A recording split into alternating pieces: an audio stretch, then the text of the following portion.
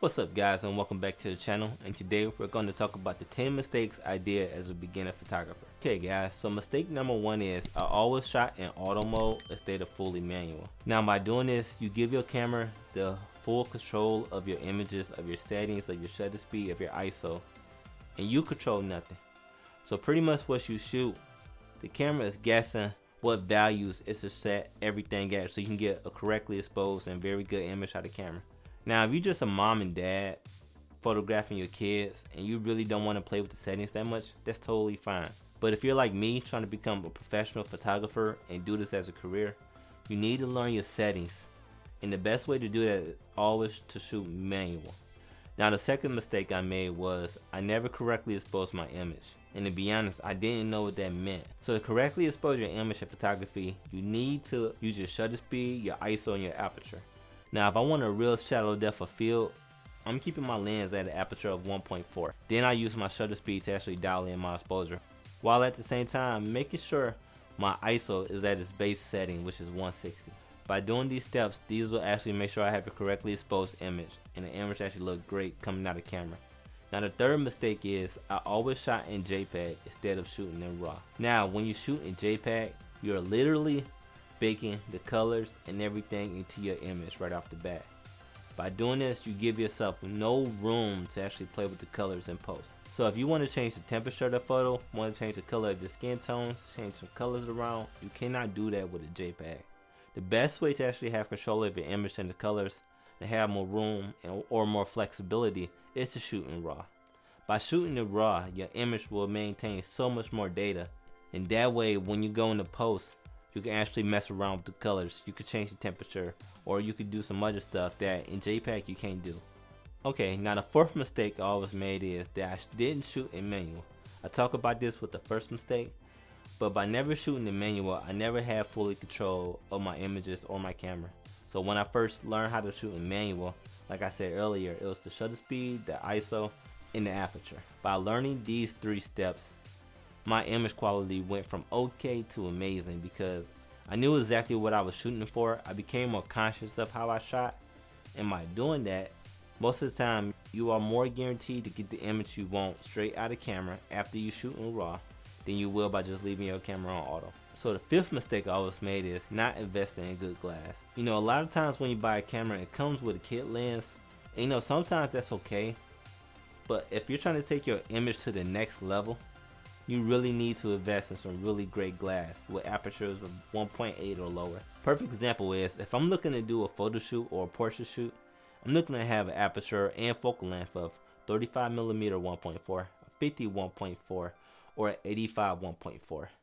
Now I choose these focal lengths because when I'm using these for portraits, especially with the 50 and 85, it compresses your background, which give you an amazing shallow depth of field because almost everything melts in a heartbeat, and all you see is just delicious looking smooth bokeh that will really help separate your subject for the background, so that way when me or other people are looking at your images, we know what to look for because your subject is in focus. Okay guys, so the 6th mistake I always did was white balance. Now a lot of times I will leave my white balance on auto, which is fine actually, or sometimes if I have my camera white balance set to daylight and I go inside and start shooting photos, a lot of times those colors will come out messed up because I have the wrong white balance.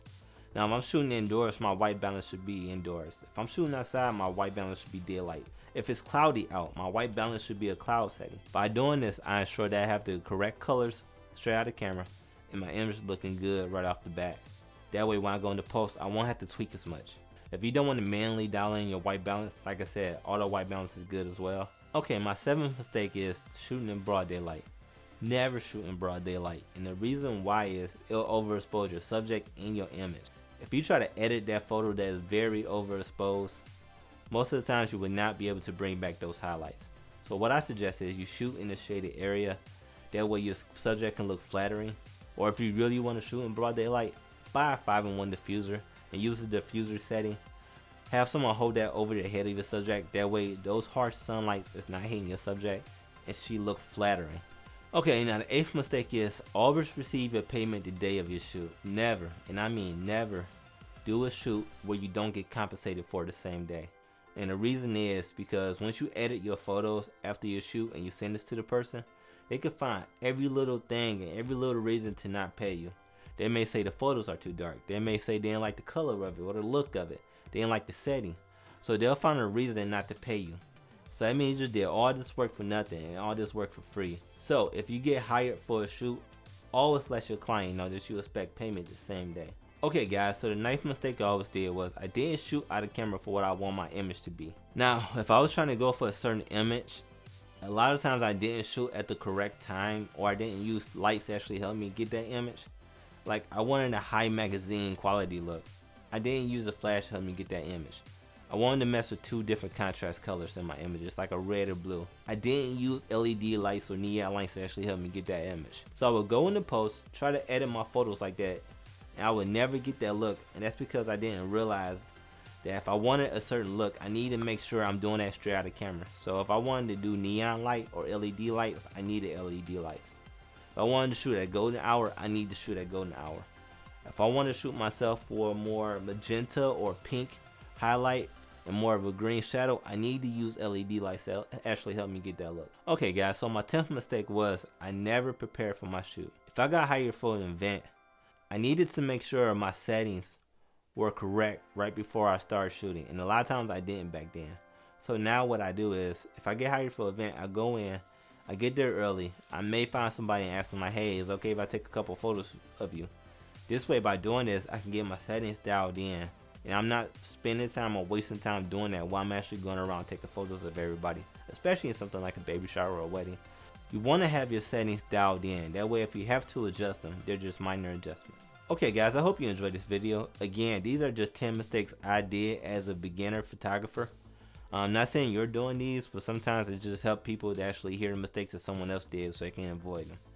Now before you go, please leave a like, comment, and actually subscribe to the channel. Hit the notification bell so you can be notified when I upload new content. I hope you have a good day and I hope you're staying safe. Peace.